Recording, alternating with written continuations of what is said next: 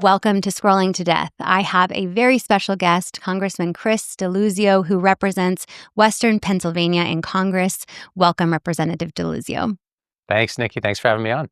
Of course, I have been so excited to talk to you because today we're going to talk about screens at school, and you have taken a serious interest when it comes to the issues that smartphones have caused within our school system to both the schools and the students there and the administration.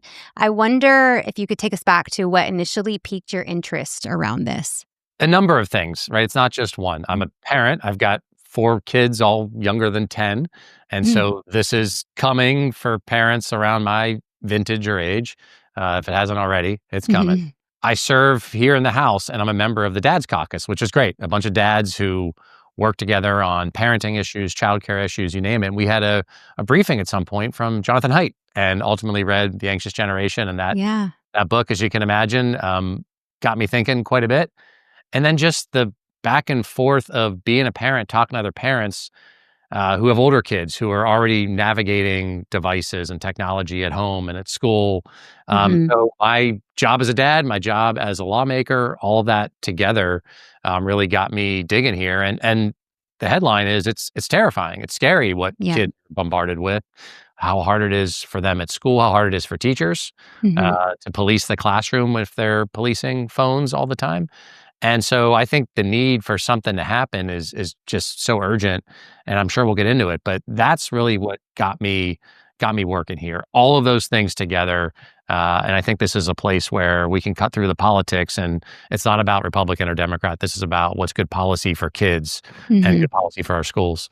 Absolutely. And my kids are 10 and under as well, it's probably similar ages, and we are at the phase where the kids start asking us for phones because they go to school and their friend has a phone, or they see something inappropriate because another kid pulled out their phone at recess and showed them something. And so whether or not we give our children smartphones, our kids are affected by the use of smartphones at school, right? Yeah, definitely. And look, it's not just whether a kid brings a device, what the school might be giving the kids, right? Lots of schools give the kids iPads and sometimes send those home. It's all of those things together that I think are part of this discussion that we're having in Pennsylvania, that people are having all over the world, frankly, about what technology should look like in the classrooms. And I think the pendulum is swinging back. I think if you looked back 5-10 years ago, it was a free-for-all in the schools. And I think the pendulum has swung back because of parents, because of educators and teachers who are seeing that there are real costs to having these phones in kids' pockets, in their desks, on their laps all day. I mean, I wish I could remember the number, but the average number of notifications a teenager gets on a smartphone in a day is just overwhelming. And how distracting that is for them, for their friends. It's just so much. Yeah, and you mentioned school-issued technology, and I want to talk about that specifically at the end because I have some strong thoughts on that, and I wonder what your experiences are. But you did dig into the smartphone issue further through a report that you released earlier this fall, dug into those issues of smartphone use at schools. Can you summarize your findings for us? Yeah, and let me back up. I surveyed and had my team survey all of the school districts and the private schools that would, talk to me and my team in my congressional district. Okay. Asking them, hey, a basic question. I see evidence that smartphones in the classrooms are hurting kids and are not great for schools. What are your policies? Are you planning to implement new policies? Do you have a bell-to-bell ban? Do you have a ban in the classroom with permission for kids to use them otherwise? Do you have some other policies? Do you have no policies? Just tell me what you're doing. This is a fact-finding endeavor for me to help me as a federal lawmaker see what's working in my school districts. And the overwhelming response was schools are doing something. It varies a lot from, again, a bell-to-bell ban to nothing. But most schools have said phones are not allowed in the classrooms, whether that might be it's got to be in the locker or they have those bags or pouches to check them in the classroom. Some version of that seemed to be the most common response my team and I got. But not every school. And it was interesting to me to see some of the most expensive private schooling, along with some of the public schools that have the least resources coming to the same place, which was bell-to-bell bans. Yeah. And I had a roundtable with I'm a Democrat, had a Republican state senator with me at the round table, which was great, Okay. and teachers and advocates all talking about these problems, what I'm doing at the federal level, what that state senator and others in a bipartisan way is doing in Pennsylvania. And again, I think the momentum here is to implement bans in the school, in the classrooms. And my report, I hope, is something that more lawmakers could consider doing to, nudge the schools to, hey, you need to be Uh-huh. thinking about this. And oh, by the way, arm us up with the policies that are really working in your classrooms and in your schools, so that when we craft legislation, we know what's best for our kids and our teachers. Yeah, and I think so schools are telling us that there's a problem with the phones. They're trying to manage them. They're trying to enforce bans, but often without, support or budget, they're leaving it up to teachers to try to enforce this. And I've just heard of so many problems with just the relationship between the student and the teacher when teachers are having to be the phone police all day, but also that it just doesn't work and the teacher ends up giving up because how are they going to spend the entire class period telling kids to put their phones away? And so there has to be like an actual policy and actual structure around this, right? What you just described is the most common story I hear from teachers when I ask about this, that they Okay. feel powerless. Yeah. They're stuck being the cop on the block in the Yeah. classroom, and they either have to be focused on that all the time, Hmm. or they have to just turn a blind eye, and then their authority in the classroom is weakened, and they're left. They need help. They need support. And you got to another point I think is important.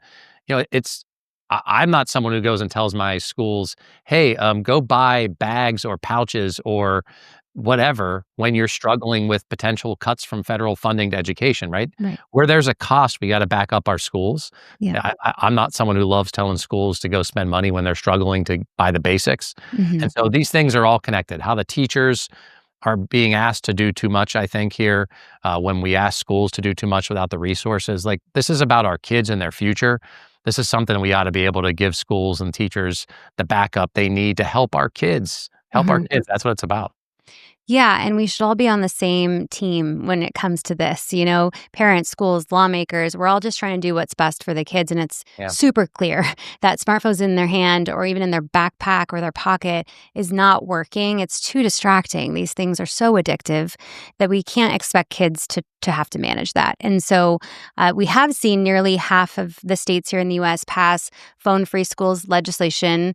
Most of that bell to bell, which is really important to take it out of their use entirely for the school day. So tell me where Pennsylvania is at with this type of legislation and like any struggles that you've had in getting this passed. So Pennsylvania has not passed a bill yet. I say Hmm. yet because I think they will. Hmm.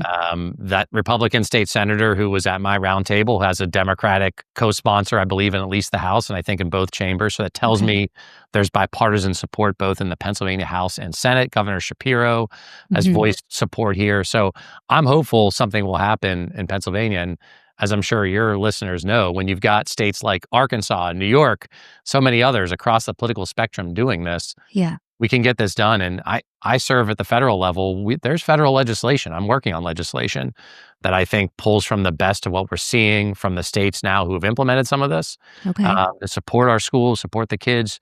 The federal government especially has jurisdiction over the Department of Defense, the military schools, Hmm. and they're often on the bases. And there's legislation there I'm supporting around these exact, bell to bell bans for those schools. So Wow. we can learn from what the states are doing, and Hmm. that's the fact finding that we're supposed to do as lawmakers, right? See what Yeah. works and try to bring that where we can at the federal level, where we support education in the states. And again, I hope Pennsylvania gets something done. I think they should, and I think the support from parents and teachers, it's there. I totally agree. And, there was a new survey out of New York, which does have a bell-to-bell phone-free school ban. And since it's been implemented, some of the stats here is 92% reported that the transition went smoothly. 83% of schools reported that they're experiencing more positive classroom environments and better student engagement. And 75% reported that implementing the distraction-free policy is improving the teacher's ability to teach effectively. And so everyone is benefiting from this. That's great. I was at a high school in my district maybe a few weeks ago or Hmm. so, talking to some journalism students, and they asked me about this, and I turned around and also asked them, like, "Look, Yeah. what's your policy here at the school? What works for you?" And they have to check their phones in the classroom Okay. there, and I think and I'm summarizing, a lot of teenagers, Yeah. but they recognize that not having that phone in their lap or in their pocket or on their desk really made a difference to their Mhm. ability to pay attention, engage in the classroom. These are students who are, you know, working in journalism because they love it. They're interested. They're curious, and so Yeah. it was an insightful thing to get to talk to those students and hear about what their experience was. Yeah, and I think involving youth voices in this, being that they're the ones dealing with this, is important. And I think what we will find from them is that they admit that they struggle with not being able or struggle with picking up the phone and avoiding using it when they're not supposed to be. And so providing some help for them through these policies is important and important for their health and for their learning. I think things are moving fast and in a Okay, positive direction. And think about where great. we were 5 years ago, right? This Hmm. has changed rapidly, and I think Yeah. for the better. Yeah. Okay, so I want to expand the conversation a bit to talk about the other tech at school that our kids are getting access to. And this is the tech that the school is providing them.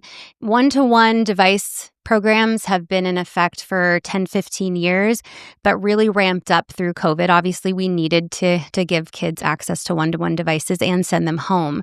And we just never took a step back from that. We never went back to what we know works better, which is learning from pen and paper and face-to-face and analog learning. And also, schools don't have huge budgets, like you mentioned, and they're trying to lock down Apple iPads and Google Chromebooks, which do give you access to the whole wide world. And we have small IT departments trying to keep kids off of all these various harming sites. And so I wonder if you're seeing this with your own kids. You have 4 kids, they're young. Do they have school issued devices, and are you struggling with those? Yes is the short answer. And I understand the pandemic and the need to help kids make up for not being in school at the time. Hmm. And yet, for all the reasons you just identified, this is a place that we worry, that I worry, Yeah. right? If they're being handed these and with the kinds of controls that kids know how to get around Yep. in the classroom, they're being sent home on occasion, and plenty of schools send them home a lot. So you're Hmm. introducing another screen into daily life at home. Hmm. And you went right to the dollars and cents issues that really matter for our schools. These are Hmm. expensive.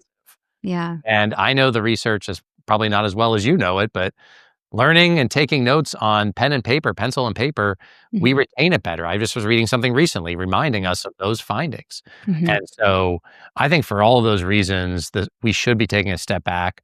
Are these things needed? Are they really filling a gap when kids are in the classroom? Hmm. I'm skeptical that they need these things in the classroom. Of Hmm. course, kids need to know how to be good digital citizens. They need to learn how to type and navigate the basics. I get it. Yeah. But I wonder whether having iPads with all these apps are what you really need in the classroom, or how is the best way to spend a little break or a little recess you're given. It's not. It's just not. I don't think it is. Right.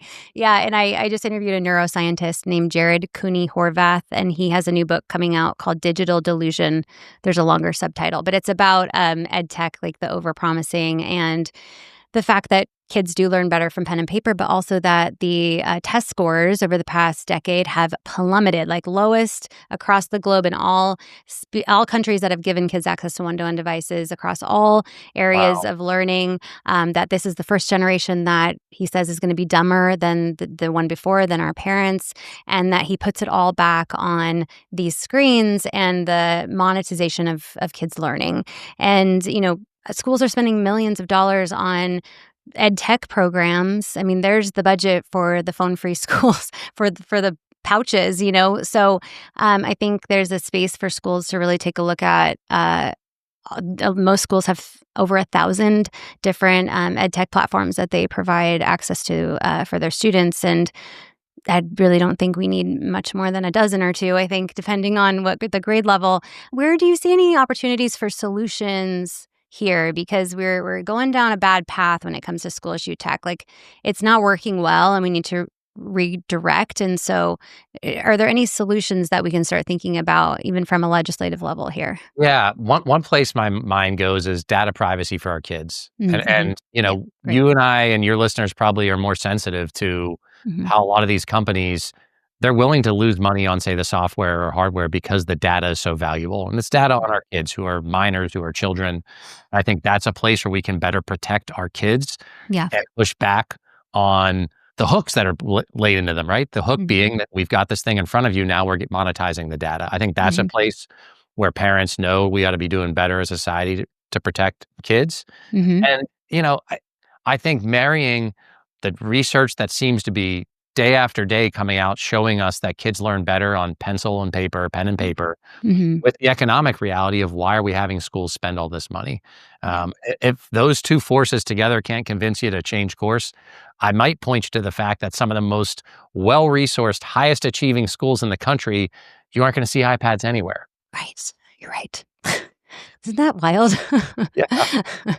And the data privacy thing is really interesting because technically, if your kid's under 13, you have to give permission for their data to be shared or monetized. And that's a great question to ask your school is what are these platforms doing with your child's data, especially if they're under 13? You are not giving informed consent as the parent by checking a box saying they can use the internet for all of these companies to collect and be sharing and monetizing their data. And so it just feels illegal. Like it feels like schools consenting on behalf of parents for that is not right. Well, I think we have to change the law at the federal level across the board. And you went right to the age of 13, Hmm. which is the current law. Yeah. Think about it. What other place, again, if they're 13 or older, they can consent on their own. What other place can a kid consent and sign a binding contract with terms and conditions? Right.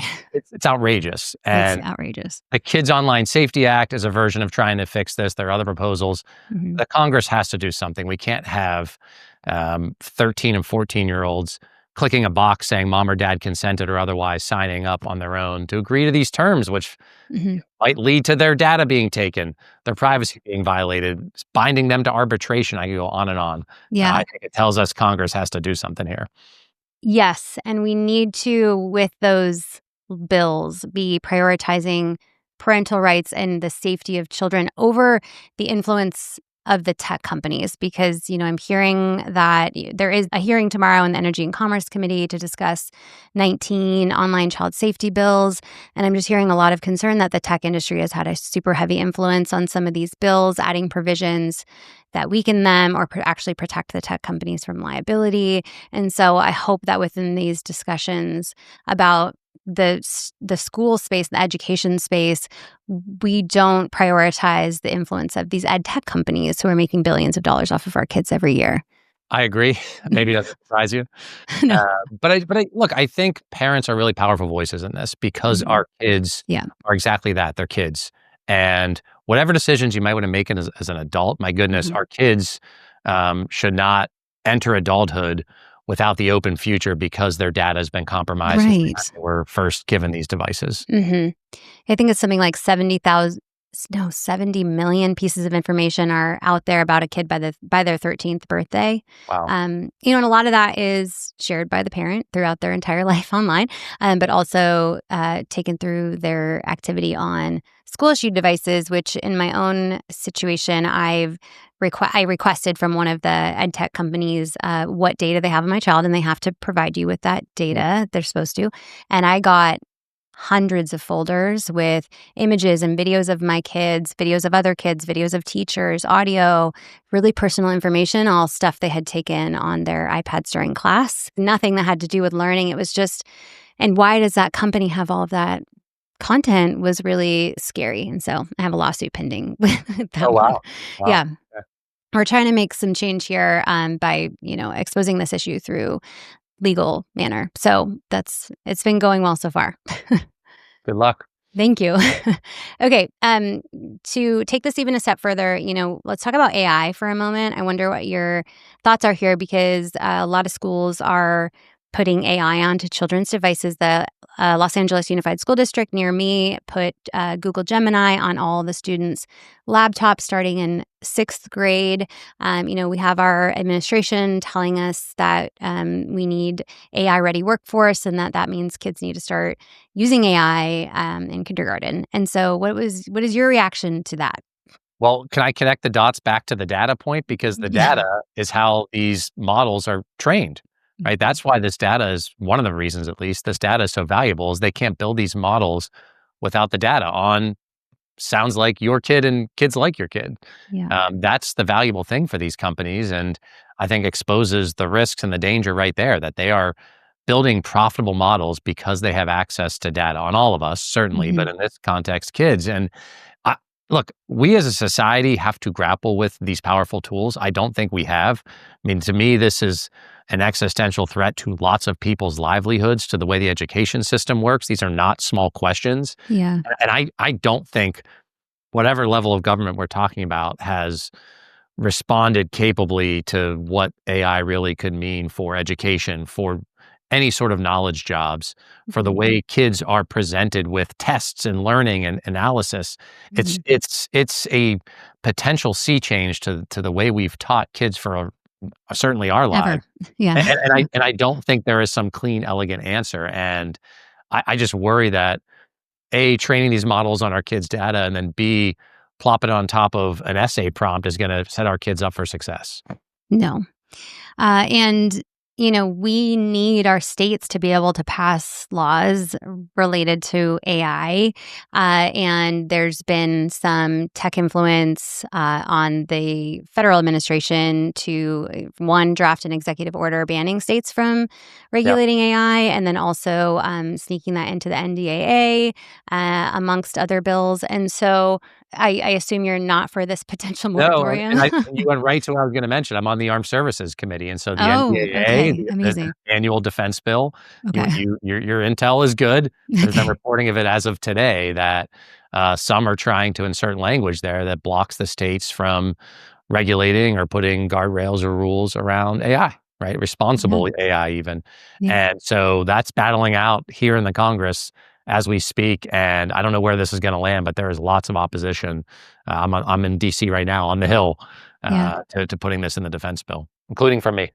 Whew, okay. And I've been encouraging parents to call not only their lawmakers, but also like their governor and their AGs and everything to tell them we want states to be able to regulate AI, given that we're seeing chatbots, manipulate and suicide coach children. So is there anything else parents should be doing today to support this? I mean, you went that's it. That's a great Okay. idea. And look, I think it's a different discussion if you're talking about robust, federal, uniform, strong rules. We don't have that. Right. And so, in the absence of that, I think the states having the freedom to craft some rules is what we need. Yeah, we don't have that, and we have no promise of it. Like, they want to remain unregulated in order to compete in the arms race with China. That's right. And that's I mean, and sneaking it into the defense bill, by the way, is just the worst kind of politics in my mind. Anything else you want to share related to tech at school? We talked about phones at school. We talked about school-issued technology. Anything you feel we should touch on? I think you got it. Okay. Yeah, Okay. you know your stuff. Thank you. I'm just a passionate mad mom. I'm just mad. I'm just mad about all of this. So, to close us out, Representative Deluzio, I did touch base. I told you earlier, I touched base with a contact in Pennsylvania, Dr. Kelly Marsh. I think Mhm. she participated in that roundtable that you mentioned. Yeah. She's part of Distraction Free Schools and Pennsylvania Unplugged, and she's in your district. And she said that you've been incredible on this issue, are a big part of the progress that's been made. And so I would just want to thank you and your team for working for what's right, and that is the health and well-being of our children. And this is truly a bipartisan issue that we need to prioritize. And so thank you for your effort here. Thank you. Thanks for having me on, and thanks for continuing to bring attention to this. We got it. We gotta get it right. Yeah, we'll do it.